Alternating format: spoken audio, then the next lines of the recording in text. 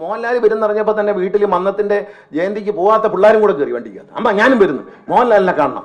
തെറ്റു പറയാൻ പറ്റൂ? ആരെങ്കിലും മാന്യന്മാരെ കയറി വരുന്ന കേട്ടോ, ചിലപ്പം വല്ല ശശി തരൂരിനെ പോലെയൊക്കെയുള്ള വലിയ ആൾക്കാരെ കയറി വരുന്നത്. വന്നാൽ ആദ്യം കുനിഞ്ഞിരിക്കും. അപ്പൊ നമ്മളായിരിക്കും തറയിലാണ്ട് കളഞ്ഞു പോയത്. മേശയുടെ അടിയിൽ എന്തോ ഒരു സാധനം പോയതുപോലൊരു അഭിനയമുണ്ട്. പിന്നെ തലയുറി പേനിന്റെ അസുഖം. അങ്ങോട്ട് നോക്കത്തില്ല കേട്ടോ, ഇവിടെ നിൽക്കുന്ന മാന്യനെ നോക്കത്തില്ല. അപ്പൊ ഇരിക്കരുത് അയാള്. എനിക്കുള്ള കുഴപ്പം ഞാൻ ഇരുന്ന് കളയും. ഇതെല്ലാം മര്യാദകളും കാണിച്ചിട്ട് ഈ പുസ്തകം പ്രകാശനം ചെയ്യുമ്പം ഇവിടെ വന്ന് വിള പ്രസ് ക്ലബിലോ തിരുവനന്തപുരം പ്രസ് ക്ലബിലോ ആരാ വളം ഉണ്ടാക്കാൻ പറ്റുന്നേ? അന്ന് കാണണമല്ലോ. എനിക്ക് സോഹാക്ക് അറിയാവുന്നോണ്ടല്ലേ ഞാൻ പറഞ്ഞത് പ്രസ് ക്ലബിൽ ഇരിക്കട്ടെ എന്ന് പറഞ്ഞത്. ഇതൊക്കെ മര്യാദകൾ. ഇത്തരം ഇത്തിൽ കണ്ണികൾ പറിച്ചെറിയണം. മന്നത്ത് ആചാര്യന്റെ നമുക്ക് ഒറ്റ ഡിമാൻഡാണ് ഇപ്പോൾ ഉള്ളത്.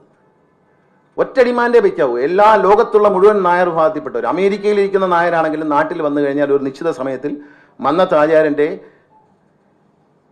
സമാധി സ്ഥലത്ത് വന്ന് പുഷ്പാർച്ചന നടത്തി പോകാൻ കഴിയണം എന്നുള്ളതാണ്. ആദരവാണ്. എത്രയോ ആളുകൾ, ഞാൻ ശിവഗിരിയിൽ ഗുരുവിന്റെ സമാധി മന്ദിരത്തിൽ എത്രയോ ആളുകൾ രാവിലെ വരുന്നു. അവർ വന്ന് ഒരു ബന്ധമില്ലാത്ത പാവപ്പെട്ടവരും വന്ന് ഗുരുവിനെ ആരാധിച്ചിട്ട് പോകുന്നു. നല്ലതല്ലേ? ആദരിക്കുകയല്ലേ? അല്ല അവഹേളിക്കാൻ വരുന്നവരാണോ? അല്ല, ആരാധിക്കാൻ വരുന്നവരാണ്, ആദരിക്കാൻ വരുന്നവരാണ്, ഗുരുവിന്റെ അനുഗ്രഹത്തിന് വരുന്നവരാണ് എന്ന് പറഞ്ഞതുപോലെ ആരെയൊക്കെ മറച്ചു. മന്നത്ത് ആചാര്യൻ ഒരിക്കൽ പോലും നേരിട്ട് കണ്ടിട്ടില്ലാത്ത ചട്ടമ്പി സ്വാമിയെ അദ്ദേഹത്തിന്റെ ഗുരുവായി സ്വീകരിച്ചു. നായർ സമുദായത്തിന്റെ ഗുരുവായി. ആ ചട്ടമ്പി സ്വാമി തിരുവടികളെ അവഗണിക്കുന്ന ഒരാളാണ് NSSന്റെ തലപ്പത്തിരിക്കുന്നത്. ആരാണ് ചട്ടമ്പി സ്വാമി? ചട്ടമ്പി സ്വാമി തിരുവനന്തപുരത്തുള്ള ഏതോ ചട്ടമ്പിയാണെന്നാണ് വിചാരിച്ചിരിക്കുന്നത്. ഊച്ചാളി പീസുകാർക്ക് അങ്ങനെയല്ലേ തോന്നത്തുള്ളൂ. അടുത്ത് മടി വെച്ചേക്കുന്നുണ്ട്. ഈയിടെ തിരുവനന്തപുരത്തെ യൂണിയൻ പ്രസിഡന്റായ സംഗീത് കുമാറിനെതിരെ ചട്ടമ്പി സ്വാമിയുടെ ജന്മഗ്രഹം ഏറ്റെടുക്കാൻ പോയതിന് 68 കേസിൽ പ്രതിയാക്കിയ ഒരു IPS കാരിയെ പിടിച്ച് മടി വെച്ച് പറയുക, എന്റെ TP ശ്രീനിവാസൻ അത്ര പോരാ, പകരം ഇവർ IAS അക്കാഡമി നടത്തും. IAS അക്കാഡമി ഇങ്ങോട്ട് പോയി. നമ്മൾ മുന്നോട്ടല്ല പോകുന്നത്. ഒരു IAS അക്കാഡമി തുടങ്ങി, അത് അടച്ചുപൂട്ടി. കാരണം വീട്ടിലാരും IASന് ഫ്രീ ആയിട്ട് പഠിക്കാനില്ലാത്തത് കൊണ്ടാണ്. ചായക്കട തുടങ്ങാം, നമുക്ക് പത്മ കഫേ തുടങ്ങാം. മന്നത്ത് പപ്പനാവന് നാണക്കേടില്ലയോ? നായന്മാരെ ചായക്കട നടത്തിയിരുന്നെന്ന് 5 സ്റ്റാർ ഹോട്ടലിൽ നടന്നിടത്തോട്ട് കൈപിടിച്ച് ഉയർത്തിയ മന്നത്ത് പപ്പനാവന്റെ പേര് ചായക്കട തുടങ്ങാന്ന് പറഞ്ഞാൽ മന്നത്ത് പപ്പനാവന് നാണക്കേടല്ലേ? ഒന്ന് ആലോചിച്ച് നോക്കി. കാരണം നായർ ഉയരണം, വളരണം, വലിയ നിലയിലെത്തണം. ഓമന കുഞ്ഞമ്മയ്ക്ക് വലിയ വിജയം ലഭിച്ചു. പരീക്ഷയിൽ MSc റാങ്ക് കിട്ടി. വനിത ആദ്യമായിട്ട് ഓമന കുഞ്ഞമ്മയെ വിളിച്ചു വരുത്തി ആദരിച്ച ആളാണ് മന്നത്ത് പത്മനാഭൻ. ഒന്ന് ആലോചിക്കണം. വേണമെങ്കിൽ ഓമന കുഞ്ഞമ്മയെ കണ്ടില്ലെന്ന് വെച്ചാൽ പോലെ. അതൊരു നായരാ. തിക്കുറിശി സുമാരൻ നായരുടെ സഹോദരിയായിരുന്ന തിരുവനന്തപുരം കളക്ടറായിരുന്ന ശ്രീമതി IAS കാരിയായിരുന്ന ശ്രീമതി ഓമന കുഞ്ഞമ്മയ്ക്ക് ആദ്യമായി MScക്ക് റാങ്ക് കിട്ടുമ്പോൾ അവരെ ആദരിക്കാൻ ആദ്യമെത്തിയത് മന്നത്ത് പത്മനാഭനാണ്. ഇവിടെ സോമനാഥ് നായരല്ലയോ ISROയുടെ ചെയർമാനായി. കണ്ട ഭാവം നടിച്ചു. വൈക്കം കരയോഗം അദ്ദേഹത്തിനെ അനുമോദിച്ചു എന്നതാണ് ഞാൻ കേട്ടിട്ടുണ്ട് കേട്ടോ. വൈക്കം കരയോഗം ആദ്യം കയറി സോമനാഥനെ അംഗീകരിച്ചു. അതുകൊണ്ട് അയാളെ ഇവിടെ കയറ്റത്തില്ല. ചേർത്തല താലൂക്ക് യൂണിയനിലെ സജീവ പ്രവർത്തനായ ഒരു കരയോഗം പ്രസിഡന്റിന്റെ മകനായിരുന്നു സോമനാഥ്. കരയോഗം പ്രസിഡന്റ് മോനാ. പക്ഷേ വൈക്കം താലൂക്ക് യൂണിയൻ സോമനാഥനെ അനുമോദിച്ചുകൊണ്ട് പ്രമേയം പാസാക്കി. അതുകൊണ്ട് നമ്മൾ ചെയ്യുന്നു. സോമനാഥനെ ഇവിടെ കയറ്റത്തില്ല. ഇപ്പോഴത്തെ ISROയുടെ ചെയർമാൻ ആരാ? പത്തനാപുരത്തുകാരനാ, ഒരു നായരാ, കരയോഗത്തിൽ അങ്ങാ. കണ്ടതായിട്ട് നടിച്ചു. മോഹൻലാലിനെ വിളിച്ചോണ്ട് പോയി. മോഹൻലാലിനെ കാണാൻ ജനങ്ങൾ തടിച്ചുകൂടി. സ്വാഭാവികമല്ലേ? മോഹൻലാലിനെ പോലെ വലിയ ആക്ടർ വരുമ്പോൾ എല്ലാ സമുദായക്കാരും ചെറുപ്പക്കാരും. അപ്പൊ ഈ മോഹൻലാൽ വരുന്നറിഞ്ഞപ്പോൾ തന്നെ വീട്ടിൽ മന്നത്തിന്റെ ജയന്തിക്ക് പോവാത്ത പിള്ളേരും കൂടെ കയറി വണ്ടിക്കകത്ത്. അമ്മ ഞാനും വരുന്നു, മോഹൻലാലിനെ കാണണം. തെറ്റു പറയാൻ പറ്റൂ? കുഞ്ഞുങ്ങളല്ലേ വരണ്ടെന്ന് പറയാൻ പറ്റൂ? കൊണ്ടുവന്നു. ഇത് കണ്ടപ്പോഴത്തേക്കും ഇളക്കമായി. മോഹൻലാലിനെ പോലെ ഒരു 10-20 വയസ്സുള്ളപ്പോൾ അങ്ങ് അഭിനയം തുടങ്ങിയാൽ പോരായിരുന്നു. എന്തിനാ അവിടെ ഇരുന്ന് ഈ കുഴപ്പമൊക്കെ ഉണ്ടാക്കുന്നേ? എന്നാ പിന്നെ മോഹൻലാലിനെ പോലെ ആളുകൾ കാണാൻ വേണ്ടി തിക്കി തിരക്കിയൊക്കെ വന്നേനല്ലോ. ഈയിടെ തടവി കിടന്നിരുന്ന പണിക്കർ സാറിന്റെ ഒരു ബന്ധുവാണ് ഈ നന്ദ ഗോവിന്ദോ, ഭജനമുണ്ടല്ലോ, നന്ദഗോവിന്ദ ഭജന നടത്ത പയ്യൻ. അതറിയാതെ വിളിച്ചോണ്ട് വന്നു. രാവിലെ 9:30 ഭജന വെച്ചു. അപ്പം പറഞ്ഞ് കൂടെ പാടാൻ സമ്മതിക്കത്തില്ല ഇവിടെ. അല്ല, അവരെ ഭജനയുടെ രീതി തന്നെയാണ്. എല്ലാവരും പാടുന്നു, ഓഡിയൻസ് കൂടെ പാടുന്നു. ഇതാണ് അവരുടെ രീതി. അതിവിടെ പറ്റൂല. പണിക്കരുടെ ബന്ധു, ആരാണ് പണിക്കരുടെ ബന്ധു എന്ന് അറിഞ്ഞിരുന്നെങ്കിൽ ഒരു കാരണവശാലും അവിടെ കയറ്റൂലായിരുന്നു. പിന്നെ അറിഞ്ഞ്. പക്ഷേ എന്ത് പറ്റി? 9:30 പാട്ട് തുടങ്ങി, 10:30 പാട്ട് നിർത്തിച്ച്. പാട്ട് കളിച്ചിട്ട് പന്തലി നോക്കുമ്പോൾ ആരും പന്തലില്ല. പാട്ട് കേൾക്കാനായിരുന്നു ആൾക്കാർ വന്നേ. അവരെല്ലാം ഊണ് കഴിക്കാൻ പോയി, അതുവഴി വീട്ടിലോട്ടും പോയി. കാരണം മന്നം ജയന്തിക്ക് പ്രസംഗിക്കാൻ വന്നവർ പറഞ്ഞ എന്തോന്നാ, പറഞ്ഞവർക്കും മനസ്സിലായില്ല, പാടിയവർക്കും മനസ്സിലായില്ല. അവരവരെ കാര്യം പറഞ്ഞിട്ട് പോയി. ഞാൻ മഹാകവിയാണ്, ഞാൻ ഇതാണെന്നൊക്കെ പറഞ്ഞിട്ട് ആൾക്കാർ അവർ പാടുന്നു. ഈ വക ഗോഷ്ഠികളാണ് നമ്മൾ കാണുന്നത്. ഒരു ആചാര്യന്റെ മറവിൽ, ആചാര്യന്റെ തണലിൽ നിന്നുകൊണ്ട് എല്ലാ ആചാര്യന്റെ കറവില. ഞാൻ അന്വേഷിച്ചു. എൻ്റെ അച്ഛൻ മരിക്കാനും പറഞ്ഞായിരുന്നു ഈ ആചാരനും പുള്ളിയായിട്ട് കണ്ടുപോലും കാണത്തില്ല, ചീത്ത വല്ലതും വിളിച്ചെങ്കിലേ ഉള്ളൂ, അല്ലാതെ മുമ്പിലോട്ട് പോയിട്ടില്ലടാന്ന് പറഞ്ഞത്. അതാണ് പറഞ്ഞത്. കിടങ്ങൂർ ഗോപാലകൃഷ്ണപിള്ള സാറ് ഇരിക്കുന്ന സമയത്ത് വാതിൽ, സ്പ്രിങ് വെച്ച വാതിലുണ്ട്, പോലീസ് സ്റ്റേഷനിലൊക്കെ വെച്ച സ്പ്രിങ് വെച്ച പഴയ വാതിൽ. ഇപ്പം അങ്ങനത്തെ വാതിലില്ല.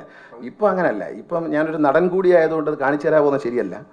ഇപ്പം നമ്മൾ ചങ്ങനാശ്ശേരിക്ക് പോയാൽ താഴെ നിന്ന് ക്യാമറയിൽ കൂടെ വല്ലതും കാണുന്നുണ്ടോന്ന് എനിക്കറിയത്തില്ല. ചെല്ലുമ്പോൾ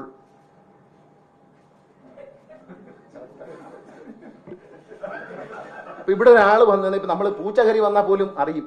എന്താ പൂച്ച എന്താ ഇവിടെ? ആരെങ്കിലും മാന്യന്മാരെ കയറി വരുന്നത് കേട്ടോ. ചിലപ്പം വല്ല ശശി തരൂരിനെ പോലെയൊക്കെയുള്ള വലിയ ആൾക്കാരെ കയറി വരുന്നത്. വന്നാൽ ആദ്യം കുനിഞ്ഞിരിക്കും. അപ്പം നമ്മളായിരിക്കും തറയിലാണ്ട് കളഞ്ഞു പോയത്. മേശയുടെ അടിയിൽ എന്തോ ഒരു സാധനം പോയതുപോലെ ഒരു അഭിനയമുണ്ട്. ഇത് ഞാൻ പോയി കണ്ടിട്ടുള്ളവർക്കറിയാം, ഞാൻ വെറുതെ പറയുന്നല്ല. പോയി കണ്ട പിന്നെ തലയുറി, പേനിന്റെ അസുഖം, പിന്നെ അങ്ങോട്ട് നോക്കത്തില്ല കേട്ടോ. ഇവിടെ നിൽക്കുന്ന മാന്യനെ നോക്കത്തില്ല. അപ്പൊ ഇരിക്കരുത് അയാള്. എനിക്കുള്ള കുഴപ്പം ഞാൻ ഇരുന്ന് കളയും. കാരണം ആരെ മോന ഇരിക്കും, ഞാനിരിക്കും. അപ്പം പിന്നെ അവിടെ ഇവിടേക്ക് നോക്കും, മുഖത്ത് നോക്കും, പക്ഷെ ഒരു എക്സ്പ്രഷനും ഇല്ല കേട്ടോ. അങ്ങനെ ഇരിക്കാൻ ലോകത്ത് ആരെ കൊണ്ടും പറ്റത്തില്ല. കാരണം മുഖത്തെ നോക്കിയപ്പോൾ ശ്രീ ശശി തരൂർ അവിടെ നിൽക്കുകയാണ്. ഉദാഹരണമാണേ,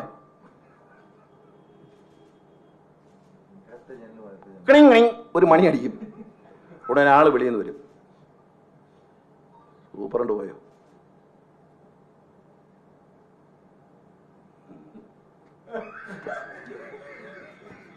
ഏഴ് മണിയായി. ഇനി ഏത് താലൂക്ക് യൂണിയനാണ് പിരിച്ചുവിടാൻ പറ്റുന്നത്? രാത്രി സന്ധ്യയ്ക്ക് 7 മണിക്കാണ് പിരിച്ചുവിടുന്നത് കേട്ടോ.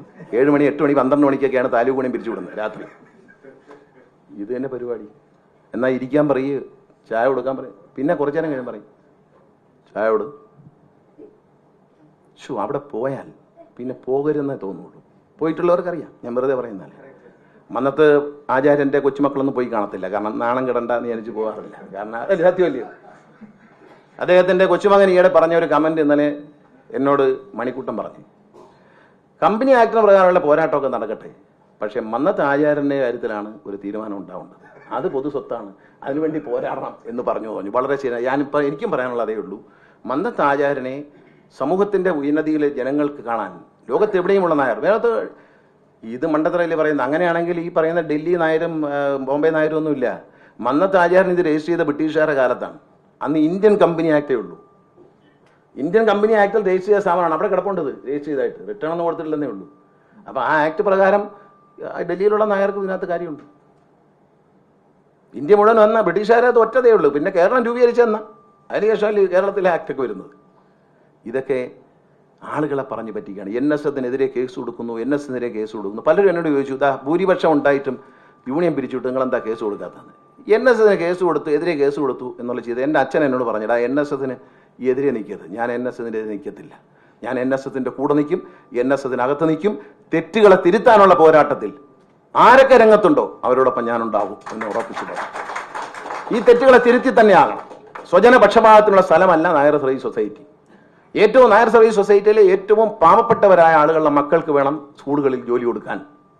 ഞാൻ 3 വർഷക്കാലത്തിലധികം 4 വർഷത്തോളം എൻ്റെ പിതാവിൻ്റെ മരണശേഷം പത്തനാപുരം NSS താലൂക്ക് യൂണിയൻ പ്രസിഡന്റായിരുന്നു. എൻ്റെ യൂണിയനിലെ ഏറ്റവും സാമ്പത്തികമായി പിന്നോക്കം നിൽക്കുന്ന കുട്ടികൾക്ക് മാത്രമേ 4 ജോലികൾ കൊടുക്കാൻ അവസരം എനിക്ക് തന്നിട്ടുണ്ട് ചങ്ങനാശ്ശേരിയിൽ നിന്ന്. ആ 4 ജോലിയും എൻ്റെ യൂണിയനിലെ ഏറ്റവും പാവപ്പെട്ട കുഞ്ഞുങ്ങൾക്കാണ് കൊടുത്തത് എന്ന അഭിമാനത്തോടെ തന്നെയാണ് ഞാൻ നിൽക്കുന്നത്. എനിക്ക് ആർക്ക് വേണം അന്വേഷിക്കാം. എൻ്റെ അച്ഛൻ 64 വർഷം താലൂക്ക് യൂണിയൻ പ്രസിഡന്റ് ആയിരുന്നു, NSS ഡയറക്ടർ ആയിരുന്നു. കിടങ്ങൂരിന്റെ കാലം മുതൽ അദ്ദേഹം സജീവമായി എല്ലാ കാര്യത്തിലും ഉണ്ട്. മന്നത്തിന്റെ കാലമുണ്ട്. പക്ഷേ എൻ്റെ അച്ഛൻ്റെ ഒരു ബന്ധുവിനെയും അച്ഛൻ NSSൽ കയറ്റിയിട്ടില്ല. അച്ഛൻ്റെ അനന്തരവരെ സഹോദരിയുടെ മക്കളെയൊക്കെ ജോലി കയറ്റിയിട്ടുണ്ട്, കോളേജിൽ പ്രൊഫസറായിട്ടും ഒക്കെ. എവിടെ? ക്രിസ്ത്യൻ മാനേജ്മെന്റ് കോളേജുകളിൽ കയറ്റിയിട്ടുണ്ട്. ക്രിസ്ത്യൻ കൂർലോസ് തിരുമേനിയുടെ കൊട്ടാരക്കര ഗ്രിഗോറിയസ് കോളേജിൽ അച്ഛൻ്റെ അനന്തരവനെ ജോലി കയറ്റിയിട്ടുണ്ട്, തിരുമേനിയോട് പറഞ്ഞിട്ട്.